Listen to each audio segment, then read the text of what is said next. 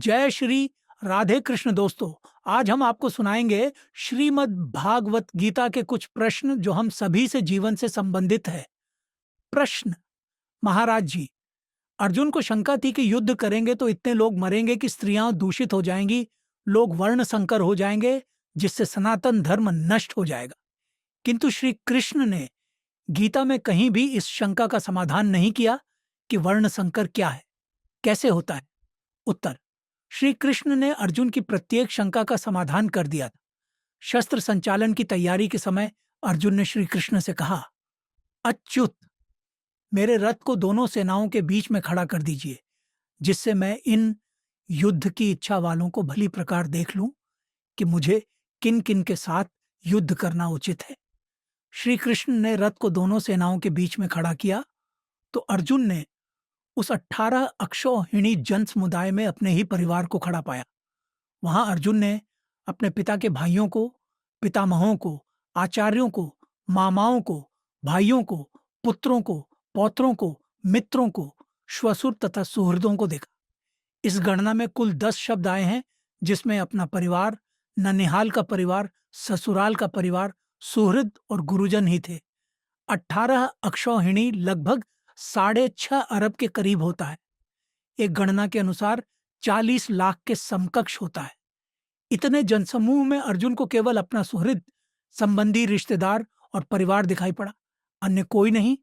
कहीं इतने रिश्तेदार भी होते हैं? नहीं होते। वस्तुतः महाभारत अंतःकरण की लड़ाई है। अर्जुन ने सुहृदों को देखा, देखते ही कांपने लगा, रोमांच हो आया। बोला, भगवान, मैं अपने ही परिवार को मारकर क्या सुखी होऊंगा। कुल धर्म सनातन है, ऐसा युद्ध करने से सनातन धर्म लुप्त हो जाएगा। कुल धर्म शाश्वत है, युद्ध करने से शाश्वत धर्म नष्ट हो जाएगा। पुरुषों के संहार से कुल की स्त्रियां दूषित हो जाएंगी, पिंड परंपरा समाप्त हो जाएगी। कुल की स्त्रियों के दूषित होने से वर्ण संकर पैदा होगा और वह वर्ण संकर कुल और कुलघातियों को नरक में ले जाने के लिए ही होता है। हम लोग समझदार होकर महान पाप करने को उद्यत हुए। अर्जुन ने यह नहीं कहा कि मैं भूल कर रहा है, बल्कि उसने कहा कि हम अर्थात श्री कृष्ण पर भी आरोप लगाया कि आप भी भूल करते हैं। अर्जुन ने कहा कि जिनके लिए हमें भोग इच्छित हैं, वे सभी तो जीवन की आशा त्याग कर मौत के मुहाने पर खड़े हैं। फिर मैं अकेला यह साम्राज्य लेकर क्या करूंगा? अतः मैं युद्ध नहीं करूंगा। यहां पर अर्जुन 2 प्रश्न मुख्य रूप से रखता है। पहला तो यह कि सनातन धर्म लुप्त हो जाएगा, सनातन धर्म के लिए वह आहें भरता है, और दूसरा कि वर्ण संकर पैदा होगा। श्री कृष्ण ने इसका एक ही उत्तर दिया, अर्जुन, इस विषम स्थल में, जिसकी समता का कोई स्थल विश्व में नहीं है, तुझ में अज्ञान कहां से उत्पन्न हुआ? जिस क्षमता का युद्ध मैं बताता हूं, उस क्षमता का संघर्ष निसंदेह कुछ भी नहीं है। तो क्या शाश्वत धर्म की सुरक्षा के लिए व्यग्र होना अज्ञान है? वर्ण संकरता के जघन्य दोष से बचा लेने का प्रयास भी क्या अज्ञान है? श्री कृष्ण कहते हैं, अर्जुन, जिसे तू सनातन धर्म कहता है, न तो श्रेष्ठ पुरुषों ने कभी इसका आचरण किया है, न यह परम कल्याण करने वाला है, और न यह कीर्ति को ही बढ़ाने वाला है। सिद्ध है, अर्जुन जिसे सनातन धर्म समझता था, न तो वह सनातन धर्म था और न उसे वर्ण की सही जानकारी ही थी। वह अर्जुन का भ्रम मात्र था। तभी तो उसने कहा कि यह सब अज्ञान है। तब आप ही बताइए कि धर्म क्या है, वर्ण क्या है, वर्ण संकर क्या है? कार्पण्य दोषोपहतस्व भावः पृच्छामि त्वां धर्म सम्मूढ़ चेता यच्छ्रेय स्यान्निश्चितं ब्रूहि तन्मय शिष्यस्तेहं शाधिमां त्वां प्रपन्नम। गीता 2:7। विषय में मोहित चित्त मैं आपसे पूछता हूँ, आपका शिष्य हूँ, आपकी शरण हूँ, मुझे वही उपदेश कीजिए जिससे मैं कल्याण को प्राप्त हो जाऊं। अर्जुन परम कल्याण से वंचित नहीं रहना चाहता।